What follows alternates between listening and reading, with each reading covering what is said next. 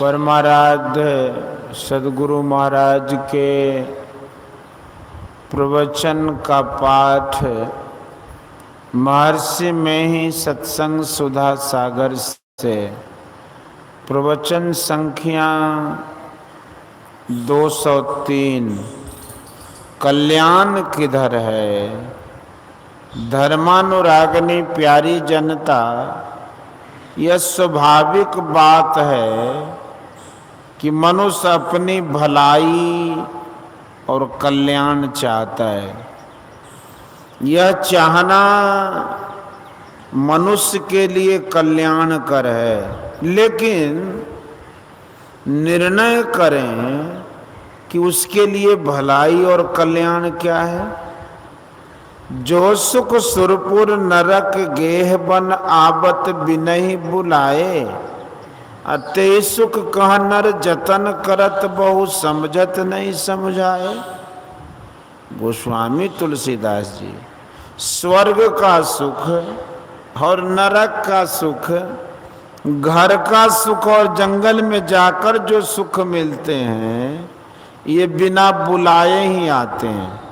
इन्हीं सुखों के लिए लोग बहुत यत्न करते हैं, ये समझाए नहीं समझते हैं। संसार का सुख व स्वर्ग का सुख दुख विहीन नहीं है। कल्याण उसको कहते हैं जिस सुख के साथ दुख नहीं है। कल्याण किधर है? काक भुसुंडी जी के अनेक जन्म हुए, उनके अंत के जन्म में जिसमें काक होने का शाप हुआ था और वरदान हुआ था कि जब जिस रूप को धारण करना चाहोगे कर सकोगे। काक भुसुंडी जी ज्ञान योग और भक्ति सब में पूरे हो गए थे। तब उन्होंने कहा था क्यों सब करी कर्म गुसाई, सुखी न भयऊ अब ही की नाई। मतलब अब कल्याण है। सुख तो हो सकता है लेकिन कल्याण नहीं हो सकता है, क्योंकि देवता व मनुष्य दुख मिश्रित सुख ही भोगते हैं। ईश्वर की प्राप्ति में ही परम कल्याण है। वहां वह सुख है जिसके साथ और जिसके बाद दुख नहीं है। सूरदास जी ने कहा, अभिगत गति कछु कहत न आवे, जो गुंगई मीठे फल को रस अंतर्गत ही भावे। परम स्वाद सभी जो निरंतर अमित तोष उपजावे, मन वाणी को अगम अगोचर सो जाने जो पावे। रूप रेख गुण जाति जुगत बिनु निरालंब मन चक्रित धावे। सब विधि अगम विचार नहीं ताते, सूर सगुन ले लापद गावे। जो सर्वव्यापी परमात्मा है उसकी महिमा कहने में नहीं आती है। बात ऐसी है कि जिस तरह गूंगा आदमी मीठे फल के गुण को नहीं बखान कर सकता, उसी तरह ईश्वर प्राप्ति में जो सुख है वर्णन किया नहीं जा सकता। उसमें परम स्वाद है। प्रत्येक इंद्रिय का जो स्वाद है वह परम स्वाद नहीं है, क्योंकि उसमें चाह और तृष्णा बढ़ती है। तृष्णा और इच्छा में शांति कहाँ? इच्छा की बढ़ती में क्या क्या मिले ठिकाना नहीं। इच्छा के बस में रहकर आदमी कभी कल्याण नहीं पाता। इच्छा पूरी करने के लिए हैरान रहता है और इच्छा पूरी हुए बिना ही मर जाता है। ईश्वर प्राप्ति का स्वाद निरंतर लगा रहता है। एक फल बहुत अच्छा लगा, खाना खत्म हुआ, लेकिन स्मृति रही, स्वाद नहीं रहा। परम स्वाद वह है कि सदा प्राप्त ही रहे, कभी उसके स्वाद का अंत न हो, निरंतर लगा रहे, जिसमें अत्यंत संतुष्टि होती है। संतुष्टि में इच्छा की निवृत्ति होती है, उसी को कल्याण कहते हैं, नहीं तो कल्याण कहाँ। यह कैसा है जो मन को, वचन को ग्रहण नहीं है और इंद्रिय ज्ञान में भी नहीं है। जो इसको पाता है वही जानता है। मन बुद्धि आदि इंद्रियां नहीं है, वही जान। मन बुद्धि आदि इंद्रियां नहीं रही तब क्या रहा? जो रहा उसी को जीवात्मा, चेतन आत्मा कहते हैं। मन इंद्रिय को वह स्वाद नहीं मिलता, अपने तय को मिलता है। ज्ञान के अनुकूल बात है कि अपने कल्याण को ठीक ठीक समझो और उस ओर चलो। काकभूषुंडी जी ने क्या पाया था? वो ईश्वर भक्ति में पूर्ण थे, ज्ञान और योग में भी पूर्ण थे। उन्होंने ईश्वर को पाया था। काकभूषुंडी जी कैसे भक्ति करते थे? पार्वती जी से शिव जी ने कहा कि पीपर तरुतर ध्यान सुधरई, जाप यज्ञ पा करतर करई, आम छाह कर मानस पूजा, तज हरि भजन न काज, तज हरि भजन काज नहीं दूजा, बटतर कह हरि कथा प्रसंगा, आ वही सुनई अनेक विहंगा। रामचरितमानस सत्संग करते थे, यह भी भक्ति है। प्रथम भक्ति संतन कर संगा, जब करते थे मानस पूजा करते थे और मानस ध्यान करते थे। गुरु से पाए मंत्र को मन से जपना मानस जप है और गुरु के बताए मूर्ति का ध्यान मानस ध्यान, वह मानस पूजा है। इसके बाद फिर भी ध्यान करते थे। वह ध्यान कौन सा है? उद्धव जी ने भगवान श्री कृष्ण से पूछा कि आपका ध्यान किस प्रकार, किस रूप में और किस भाव से करना चाहिए। श्रीमद् भागवत के 11वें स्कंद में भगवान श्री कृष्ण ने कहा कि सुख पूर्वक सम आसन से शरीर को सीधा रखकर बैठे, हाथ को तर ऊपर गोद में रखे और दृष्टि को नासिका के आगे स्थिर करे।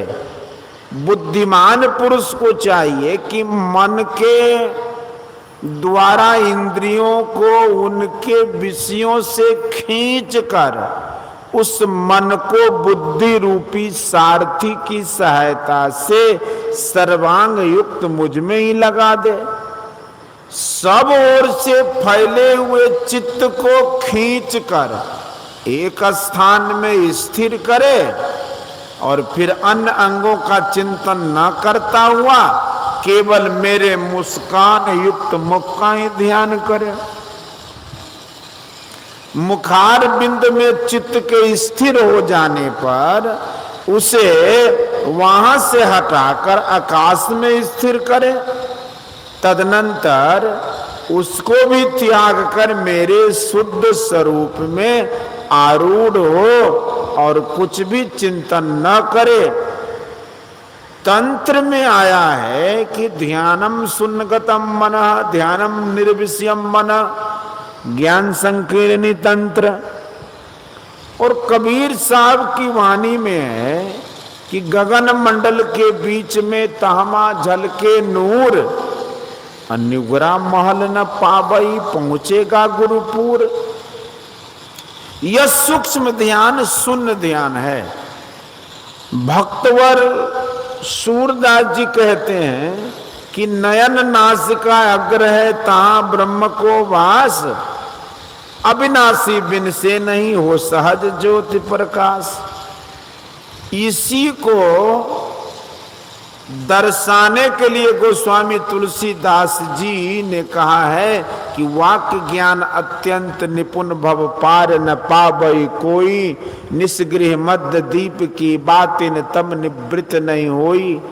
केवल वचन कहने सुनने से कुछ नहीं होगा, जब तक हृदय में प्रकाश नहीं हो कल्याण नहीं होगा। जब लगी नहीं निज हृदय प्रकाश अरु विषय आस मन माही, तुलसीदास तब लग जग योनि भ्रमत सपने सुख नाई। एक बात ज्योति और दूसरी बात शब्द, ये दो बातें खास हैं। कबीर कमल प्रकाशिया उगा निर्मल सूर, रैन अंधेरी मिट गई बाजे अनहद तूर। संत कबीर साहब, अंधेरी रात मिट गई, प्रकाश हुआ और अनहद तूर बजा। ज्योति और शब्द ईश्वर के मुख्य चिन्ह हैं। ध्यान बिंदु उपनिषद में इन्हीं दोनों बातों के लिए कहा गया है और कहा है कि यदि शैल समम पापम विस्तीर्णम बहुयोजनम विद्यते ध्यान योगेन नान्यो भेद कदाचन। वह ध्यान क्या है? बीजाक्षरम परम बिंदु नादं तस्यो परिस्थितम स शब्दं चाक्षरे चीने निशब्दम परमम पदम। ध्यान बिंदु उपनिषद अर्थात बीजाक्षरम परम बिंदु है, उसके ऊपर नाद है। नाद जब अक्षर अनास ब्रह्म में लय हो जाता है तो निशब्द परम पद है। शब्दातीत अर्थात अनाम पद में पहुंचकर परम पद पाता है। ये दो वस्तुएं प्रकाश और शब्द बहुत ऊंची है, इसके बिना कल्याण नहीं है। जिस सुख में चाहना बनी रहती है उसमें कल्याण नहीं है। स्वर्ग सुख में तृष्णा बुझती नहीं है, किंतु परमात्मा की प्राप्ति में अभिलाषा समाप्त हो जाती है। उस सुख में तृष्णा नहीं रहती, उसमें परम कल्याण होता है। इसके लिए अपने मन को समेटो। संत दादू दयाल जी ने कहा है कि सब काहू को होत है, तन मन पसरे जाए ऐसा को एक है, उल्टा माही समाए। जैसे सूर्य और सूर्य की किरण होती है, उसी तरह मन का एक केंद्रीय रूप है और दूसरा धारा रूप है। धारा रूप से तमाम शरीर में शक्ति और चेतना रहती है, तब इंद्रियों को विषयों की ओर बहकने में शक्ति रहती है। यह तन मन है। इस तरह रहकर सुखी होना कभी नहीं हो सकता। तन मन को समेट कर केंद्रीय रूप में ले जाओ। इस तरह जो बहिर्मुख से अंतर्मुख होता है उसी को कल्याण सुख मिलता है। इस काम को करने में कठिनाई मालूम होती है, क्योंकि कोशिश करते हैं और मन बहकता है। जो इस काम में लगा ही रहता है, कितना भी मन भागता है, तो उसको समेट समेट कर गुरु के बताए चिन्ह पर लाता है। मन स्थिर होने लगता है तो चैन मालूम पड़ता है। जो डोरी स्वाभाविक है वह ब्रह्म ज्योति और ब्रह्मनाद है। इसी के द्वारा मन का संभाल होता है। मन ही सन्मुख नूर है, मन ही सन्मुख तेज, मन ही सन्मुख ज्योति है, मन ही सन्मुख सेज। मन की बैठक जहाँ है उसके सीधे सामने में प्रकाश है। वहां समेट कर मन को लाओ। मन ही सो मन थिर भया, मन ही सो मन लाए, अब मन ही सो मन मिली रहा दादू अनंत न जाए। पिंडी मन को संभाल कर ब्रह्मांडी मन में लगाओ, मन से मन मिलकर स्थिर होगा। इसकी युक्ति गुरु से पाकर अभ्यास करें। अभ्यास कैसे करें? घर छोड़कर नहीं। गुरु नानक साहब के वचन में है कि जोग जोग न खिंता, जोग न डंडे, जोग न भस्म चढ़ाइए, जोग न मूंदी मूड मुड़ाइए, जोग न सिंगी वाइये, अंजन माही निरंजन रहिए, जोग जुगुत इब पाइये, गली जोग न होई। एक दृसठ करी समसरी जाने, जोगी कहिए सोई, जोग न बाहर मड़ी मसानी, जोग न तारी लाइये, जोग न देश दिसंतर भविये, जोग न तीरथ नाइये, अंजन माही निरंजन रहिए, जोग जुगुत इब पाइये। सतगुरु भेटे ता सहसा टूटे, धावत बरजी रहाइये, निझर उझरे सहज धुन लागे, घर ही परचा पाइये, अंजन माही निरंजन रहिए, जोग जुगुत इब पाइये। नानक जीवतिया मरी रहिए, ऐसा जोग कमाइए, बाजे बाजो सिंगी बाजे, तब निर्भव पद पाइये, अंजन माही निरंजन रहिए, जोग जुगुत इब पाइये। जिसको सदगुरु मिलते हैं उसका संशय छूटता है, स्वाभाविक ध्वनि में मन लगता है और घर ही में परख होती है। सब लोगों को चाहिए कि ऐसा सुख जिसमें कल्याण हो उसके लिए कोशिश करे, कोशिश अपने अंदर करे।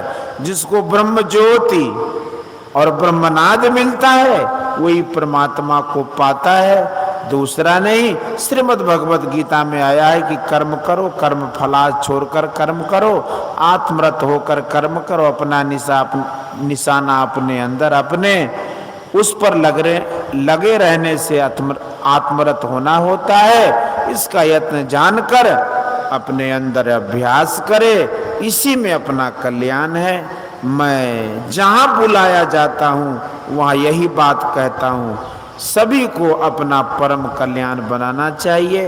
बोलिए श्री सद्गुरु महाराज की। यह प्रवचन सारण जिला अंतर्गत इंग्लिश हाई स्कूल मसरक में दिनांक 1/11/1963 ईस्वी को प्रातःकालीन सत्संग में हुआ था।